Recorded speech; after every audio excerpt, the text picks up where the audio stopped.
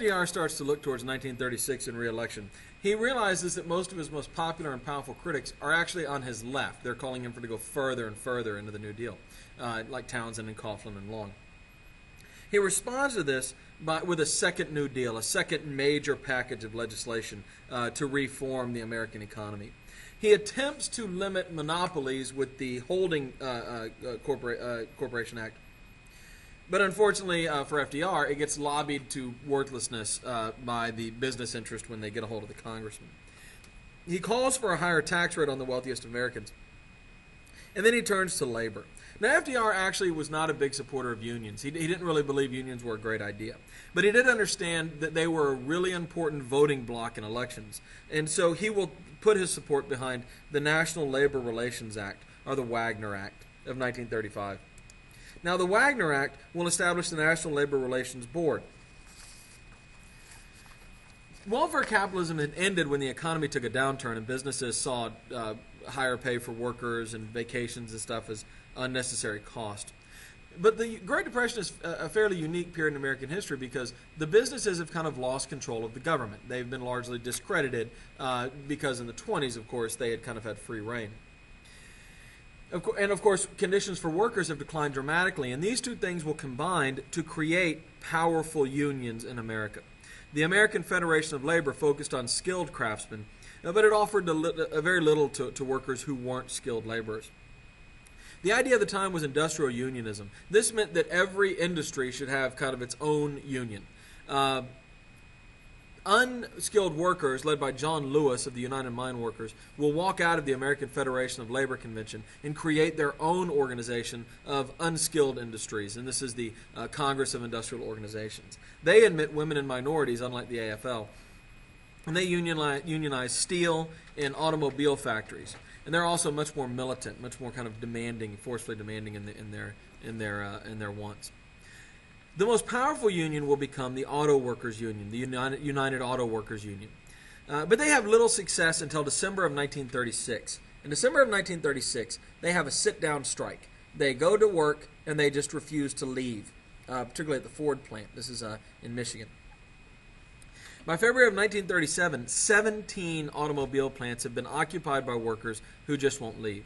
The governor of Michigan and FDR refused to use the military on them, which is one of the best things FDR ever did for labor. And GM finally caves in and agrees to meet with the union and recognize its right to exist. The Steelworkers Organizing Committee unionizes steel. There's also frequent strikes in the steel industry. U.S. Steel, though, will recognize that their union in the steel industry in 1937. The little steel companies, however, refuse to recognize. So the big steel company, Union Steel, has acknowledged the union's right to exist. The smaller steel companies do not.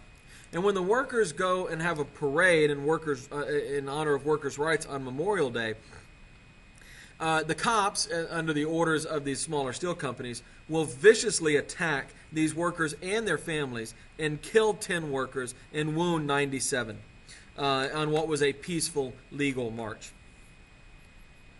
In 1937, there are 4,720 strikes, 80% of which are won by the unions. In 1932, there had been 3 million. There were 3 million union members. In 1937, that's up to 8 million. By 1941, it's 10 million Americans in a union. This is the heyday. This is the high point of unions in America. Another part of the Second New Deal is 1935, FDR pushes for the Social Security Act. This is a response to Francis Townsend. It's in two parts. Anybody who is currently destitute, meaning they don't have any money, will get $15 a month from the government. Now, that's more back then than it was today. But real Social Security, the idea that you retire and then you get a check, will not start until 1942. And the way Social Security works is they take money out of your check as you work throughout your life.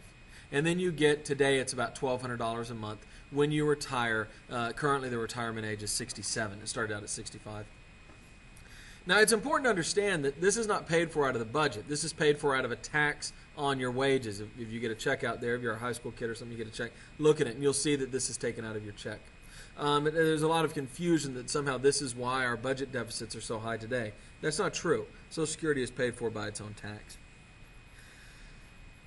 Agricultural workers, domestic servants, and others are not part of Social Security. But this effectively ends elderly poverty in America. One of the great problems in America were people who were too old to work were just homeless oftentimes, just wandering around the streets, unable to take care of themselves, which was really depressing, both for them and the people who had to see that. Social Security was not only for retired people, though. It also helps the disabled, orphaned kids, and if one of your parents dies and they paid into Social Security, you get it until you're 18 years old. It's important to get that this was an insurance program, not a welfare program. You paid for it, and then you got the benefit later. This is not simply a government handout. We seem to have lost that concept today. The Works Progress Administration, also part of the Second New Deal, was designed to help immediately. The WPA will build or renovate 110,000 buildings, 600 airports, 500,000 miles of roads, 100,000 bridges, and will employ 2.1 million Americans at any one time. It was remarkably diverse, not only in what it did, but who it hired. It would hire anybody. FDR had demanded that his programs help people of color and women as well. Here's an example of some of the things that might be done, everything that's labeled here, by the WPA. And in fact, if you go walk down the downtown of your city or your town, you're very likely walking on a sidewalk built by the WPA, or going to a town hall built by the WPA, or maybe swimming in a swimming pool built by the WPA, if your town was around in the 1930s anyway. We also, what it did was extremely diverse as well. Here's a map of Minnesota with all the WPA projects. It had the Federal Writers Project. There's my home state of Texas and some WPA projects. The Federal Writers Project actually paid artists to do their business. And it wasn't just, it was actually the Federal Arts Project. Musicians, playwrights, actors, artists were funded by the government. There was this real concern that as the economy collapsed, we didn't have time for our money for frivolous things, then these things would go away. And the FDR administration decided that they had value and they shouldn't go away. The National Youth Administration gives work and scholarships to high school and college kids, oftentimes a vital part of supporting their family. And so we have lots of young people, 16, 17, 18-year-old kids, also being helped directly by the New Deal. The Emergency Housing Division creates public housing for the first time in America, at least at the federal level. Men would get government jobs if they needed help, and women, if they were moms, would often get cash, the Aid to Dependent Children program, which was a bit out of touch because women were very often working as well, but the government didn't seem to acknowledge that. In fact, there were millions of women in the workforce, and the NYA did tend to help women find jobs, but it was very limited in the scope that they would allow them to find, things like clerical work and stuff like that.